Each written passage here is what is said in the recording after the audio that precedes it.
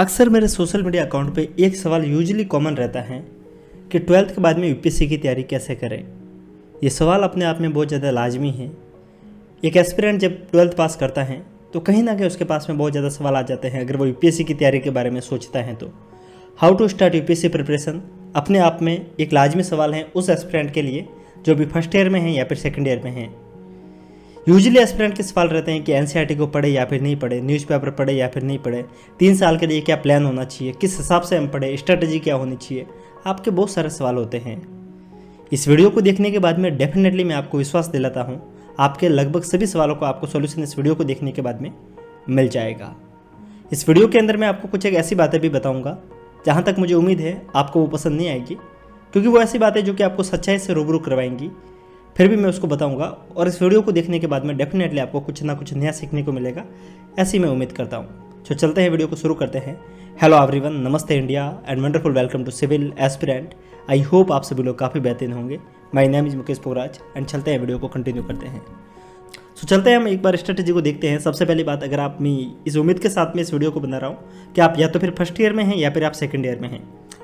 दोस्तों, अगर आप फर्स्ट ईयर या फिर सेकंड ईयर में हैं तो आप एक गलती को मत कीजिएगा जो कि यूजुअली एस्पिरेंट करते हैं और जिसका खामियाजा उनको आज से 4 साल के बाद में भुगतने को मिलेगा। वो है अपने कॉलेज को सीरियसली नहीं लेना। आपने जितने भी यूपीएससी के टॉपर देखे होंगे, आप मैक्सिमम पाते होंगे वो आईआईटी से हैं या फिर वो एमबीबीएस से हैं या फिर किसी अच्छी कॉलेज से है, जैसे लेडी श्री राम कॉलेज, या फिर आप देखेंगे वो जेएनयू से है या फिर वो दिल्ली यूनिवर्सिटी से हैं। वो अच्छी कॉलेज से होते हैं यूजुअली। कारण क्या है? क्योंकि जो एस्पिरेंट कॉलेज के अंदर अपनी एक्टिविटी के अंदर पार्टिसिपेट करता है, जो एक्स्ट्रा करिकुलम एक्टिविटी के अंदर पार्टिसिपेट करता है, जो कॉलेज की स्टडी को ध्यान से करता है, उसकी पर्सनालिटी ऑलरेडी काफ़ी इतनी ज़्यादा शानदार हो जाती है कि उसका हमेशा उसको फ़ायदा यूपीएससी की तैयारी में मिलता है, उसको इंटरव्यू में मिलता है। साथ में कॉलेज की तैयारी आपको क्यों करनी है वो बात आप पहले समझिएगा। ये सारी बात मैं आपको शुरुआत में इसके कारण बता रहा हूँ क्योंकि इसके बाद में हम स्ट्रेटेजी को देखेंगे। शुरुआत में हम उस बात को देखते हैं जहाँ पे हम गलतियाँ करते हैं। हम गलतियों को बचेंगे तो हम ऑलरेडी स्ट्रेटेजी अच्छी बना लेंगे।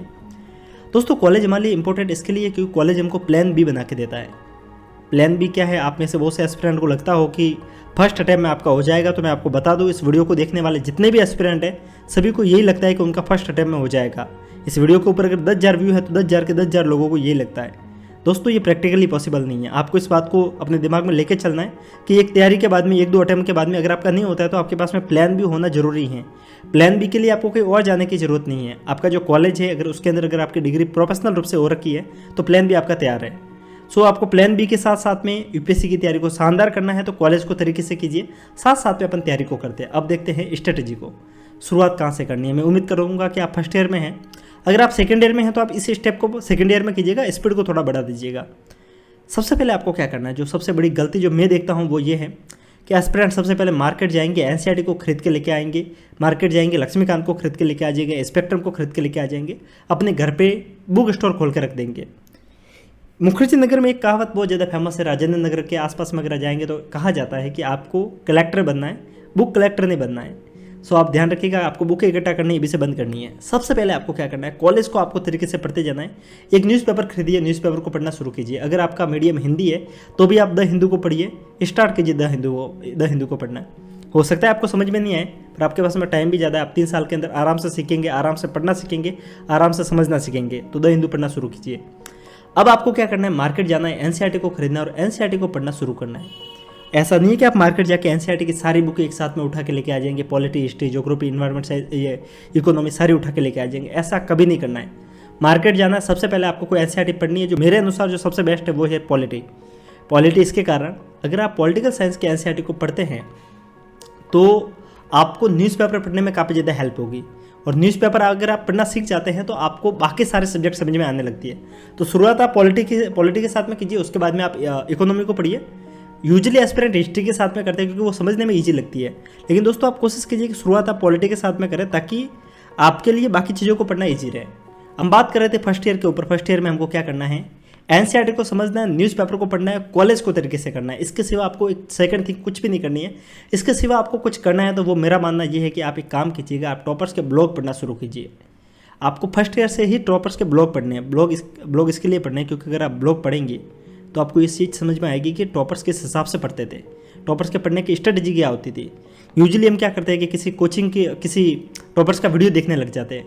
वीडियो में यूजुअली सच्चाई पूरी निकल के नहीं आ पाती, क्योंकि कहीं ना कहीं टॉपर्स कुछ ना कुछ चीज़ें भूल जाता है, कहीं ना कहीं उसकी कुछ बाउंडेशन रहती है कि वो हर चीज़ को किसी प्लेटफॉर्म पर नहीं बोल पाते। लेकिन अगर आप उनका ब्लॉग पढ़ते हैं तो आपको सारी चीज़ें देखने को मिलती है। अगर आप किसी और टॉपर का ब्लॉग पढ़ ना पाए तो मैं 1-2 टॉपर्स के आपको नाम बताता हूँ। एक तो आप कनिष्क कटारिया सर का ब्लॉग डेफिनेटली पढ़िएगा, शुभंकर पाठक सर का ब्लॉग डेफिनेटली पढ़िएगा, साथ में जो अनुदीप सर है जो कि आई थिंक 2017 के टॉपर है, उनका ब्लॉग आप डेफिनेटली पढ़िएगा। सो आपको इन सबसे बहुत कुछ सीखने को मिलेगा। और अगर आपको दिक्कत है कि इनके ब्लॉग कहाँ मिलेंगे तो नीचे हमारा टेलीग्राम ग्रुप की लिंक मिलेगी, जाके डाउनलोड कीजिए, इंस्टॉल कीजिए, ज्वाइन कीजिए, आपको वहाँ पर सारे ब्लॉग देखने को मिल जाएंगे। अब हम बात करते हैं कि जो भी सेकंड ईयर में आगे हैं, अगर आपने फर्स्ट ईयर क्रॉस कर दिया, सेकंड ईयर में अगर आप आगे हैं तो अभी आपको क्या करना है। आपने 1 साल करीब लगभग सारे इम्यूनिटी के सब्जेक्ट को पढ़ा है, आपने एनसीईआरटी को पढ़ा है, आपने लगभग सारे सब्जेक्ट को समझा है। अब आपको पता है कि आपको ऑप्शनल कौन सा डिसाइड करना है, कि आपको आपके कॉलेज के सब्जेक्ट को ऑप्शनल बनाना है या फिर किसी और सब्जेक्ट को बनाना है। सेकंड ईयर में डिसाइड कर लीजिएगा, बाद में करेंगे तो आपको काफ़ी ज़्यादा नुकसान होगा। इस बात को आपको अभी से समझना होगा और ऑप्शनल को डिसाइड करके इसके ऊपर वर्क करना शुरू कीजिए, कि ऑप्शनल ही एकमात्र ऐसा सब्जेक्ट है जो डिसाइड करेगा कि आप आईएएस बनेंगे, आईपीएस बनेंगे, आईएफएस बनेंगे या फिर आप किसी और सर्विस में जाएंगे। सो यह सिर्फ आपका ऑप्शनल के ऊपर डिसाइड होता है, क्योंकि सबसे हाईएस्ट मार्क्स यहीं पे लाए जाते हैं। इसके बाद में आप स्टैंडर्ड बुक को पढ़ना शुरू करेंगे सेकंड ईयर के अंदर। ऐसा जरूरी नहीं है कि आप इसी पैटर्न को फॉलो कीजिए। मेरा कहने का अर्थ ये है कि देखिए, कॉलेज के साथ में ऐसा नहीं कि आप यूजुअली क्या करते हैं, हम लोग जल्दबाजी करते हैं। जब हमारे पास में टाइम अच्छा है तो हम चीज़ों के ऊपर तरीके से पढ़ेंगे, तभी हम समझ पाएंगे। चीज़ों को एक बारे में इतना तरीके से पढ़ लीजिए कि उसको बाद में पढ़ने की नीड ना रहे, इसके कारण तरीके से पढ़िए। सेकेंड ईयर में आपको क्या करना है, ऑप्शनल डिसाइड करना है और स्टैंडर्ड बुकों को पढ़ना शुरू करना है। स्टैंडर्ड बुकों के तौर पे आप जो शुरू करेंगे वो आप ज्योग्राफी और लक्ष्मीकांत से करेंगे। मैं ये क्यों सजेस्ट कर रहा हूँ, उसके पीछे रीजन है। लक्ष्मीकांत जब आप पढ़ेंगे तो आपका पेपर 2 काफ़ी अच्छी तरीके से कवर होगा और लक्ष्मीकांत के साथ में आप न्यूज़पेपर को तरीके से पढ़ेंगे, साथ साथ में आईआर को आपको समझने में ईजी होगी। बात रहती है ज्योग्राफी में आपको रेकमेंड कर रहा हूँ, इसके पीछे कारण ये है, ज्योग्राफी आपके पेपर 1 और पेपर 3 दोनों में रिलेट करता है। और ज्योग्राफी एक ऐसा सब्जेक्ट है जिसके लिए आपको कॉन्सेप्चुअल क्लैरिटी होना बहुत ज़्यादा जरूरी है। इसके लिए आपको कुछ भी मगअप करने की नीड नहीं है, आपको समझने की नीड है। तो इसके लिए आपको टाइम थोड़ा ज़्यादा लग सकता है, तो इसके कारण सेकंड ईयर में इसको शुरू कीजिए। इन दोनों को खत्म करने के बाद में फिर आप हिस्ट्री इकोनॉमी को ले सकते हैं। दो सब्जेक्ट को साइमल्टेनियसली चलाएंगे तो आपको पढ़ने में भी मजा आएगा और आपकी तैयारी शानदार बनेगी। आप सेकंड ईयर में है तो सेकंड ईयर के अंत में जाकर आप मैगजीन को पढ़ना शुरू कीजिए, करंट अफेयर्स की। आप सोच रहे होंगे मैंने आपको फर्स्ट ईयर या फिर सेकंड ईयर में रेकमेंड क्यों नहीं किया। दोस्तों, चीज़ें वही पढ़िए जिनको आप रिवाइज कर सके। आप फर्स्ट ईयर में मैगजीन पढ़ेंगे, सेकंड ईयर में मैगजीन पढ़ेंगे, क्या आप इन सबको रिवाइज कर पाएंगे? इम्पॉसिबल है। चीज़ें वही पढ़िए जिनको आप रिवाइज कर सके, अदरवाइज उसको पढ़िए मत। ये आप यूपीएससी का एक कोर रूल है, इसको आप फॉलो कीजिएगा। करंट अफेयर्स की मैगजीन आपको फॉलो करनी है सेकंड ईयर के बाद में, ताकि आपके पास में कम से कम 10 या 20 मैगजीन होते हैं, तो उनको कम से कम एक बार आप वापस से रिवाइज कर सकते हैं, ताकि आपके लिए करंट अफेयर्स ईजी बन जाएगा। इसके साथ में सेकंड ईयर के लास्ट में जाकर या फिर आप फाइनल ईयर तक आते आते आंसर राइटिंग की तैयारी शुरू करेंगे। मेरा मानना यह कि आप सेकंड ईयर के बीच में आप शुरू कर लीजिएगा। मैंने आपको स्टार्टिंग में इसके लिए नहीं बताया, क्योंकि जब आपके पास में अच्छा नॉलेज ही नहीं है तो आप एक अच्छे आंसर को नहीं लिख सकते। अच्छे आंसर को लिखने के लिए आपके पास में अच्छा नॉलेज होना चाहिए। यूजुअली टीचर्स आपको बोलते हैं कि पहले दिन से आंसर राइटिंग की प्रैक्टिस कीजिए। मुझे लगता है ये बिल्कुल ही फुलिश आइडिया है, इसका कोई लॉजिक नहीं बनता। जब आपके पास में नॉलेज नहीं है तो आप आंसर को कैसे लिखेंगे? तो इस बात को आप समझिएगा। सेकंड थिंग, मैंने आप एक चीज़ लिखी है कि start with bed answer.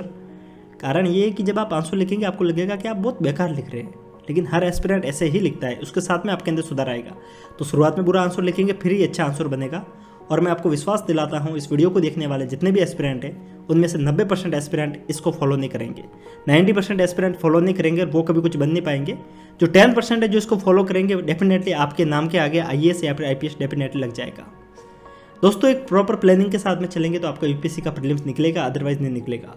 Final year में आकर ही आपको इस चीज़ को समझना है कि प्रीलिम्स के लिए क्या स्ट्रेटेजी होनी चाहिए, क्योंकि लास्ट के जो 6 महीने होते हैं उसके अंदर आप घूमते रहते हैं, कैसे पढ़े कैसे नहीं पढ़े। एक प्रॉपर स्ट्रेटेजी बनाइए कि किस हिसाब से आप प्लानिंग करेंगे, कि कितने महीने आपको मेंस को देने, कितने महीने आपको प्रीलिम्स को देने। ये सब आपको फाइनल ईयर के लास्ट पे आकर डिसाइड करना है, क्योंकि उस समय आपके लिए फाइनल ईयर के एग्जाम भी होंगे, साथ में आपको यूपीएससी का भी पढ़ना है। और कुछ एस्पिरेंट जो ऐसा सोच रहे हैं कि फाइनल ईयर के तुरंत बाद में एग्जाम देंगे, तो उनके लिए ये चीज़ें मायने रखें कि अदरवाइज आप 1 साल का ड्रॉप लेके एग्जाम देंगे तो आपका एग्जाम और भी ज़्यादा शानदार हो सकता है। ये वो सारी बातें थी जिनको अगर आप फॉलो करते हैं तो डेफिनेटली आपको एक अच्छी सक्सेस देखने को मिलती हैं। इन सब के अलावा टॉपर्स के ब्लॉग आपको ये सिखाने में मदद करेंगे कि स्ट्रेटजी कैसे बनानी है। ब्लॉग आपको कहाँ देखने को मिलेंगे? नीचे टेलीग्राम ग्रुप है, टेलीग्राम ग्रुप के ऊपर आप जाइए, आपको सब कुछ जानने को देखने को मिल जाएगा। आपको बुक लिस्ट, आपको कौन कौन सी बुक है, कैसे पढ़नी है, सेपरेट सब्जेक्ट की स्ट्रेटजी देखने को मिल जाएगी। एनसीईआरटी कैसे पढ़नी है इसके रिगार्डिंग मैंने आपको एक वीडियो बना के दिया था, 90 डे में एनसीईआरटी कैसे पढ़ सकते हैं। उस वीडियो को भी आप डेफिनेटली रेफर कीजिएगा। उम्मीद करूंगा ये वीडियो आपको अच्छा लगा होगा। मैं इसी मोटिवेशनल लाइन के साथ में वीडियो को ख़त्म करूंगा कि अगर आप तरीके से पढ़ते हैं, अगर आप सही तरीके से इस मेहनत को करते हैं, तो मैं आपको ये विश्वास तो नहीं दिलाता कि आप एक IAS बनेंगे या नहीं बनेंगे, लेकिन मैं आपको इतना विश्वास जरूर दिलाता हूँ 2 या 3 साल तक अगर आप इस चीज़ के अंदर, जर्नी के अंदर इसी तरीके से पढ़ते रहते हैं, तो आपको 1 या 2 साल के अंदर आपके नाम के आगे एक अच्छा सा टैग लग जाएगा। IAS IPS कुछ ना कुछ तो आपके आगे टैग लग ही जाएगा।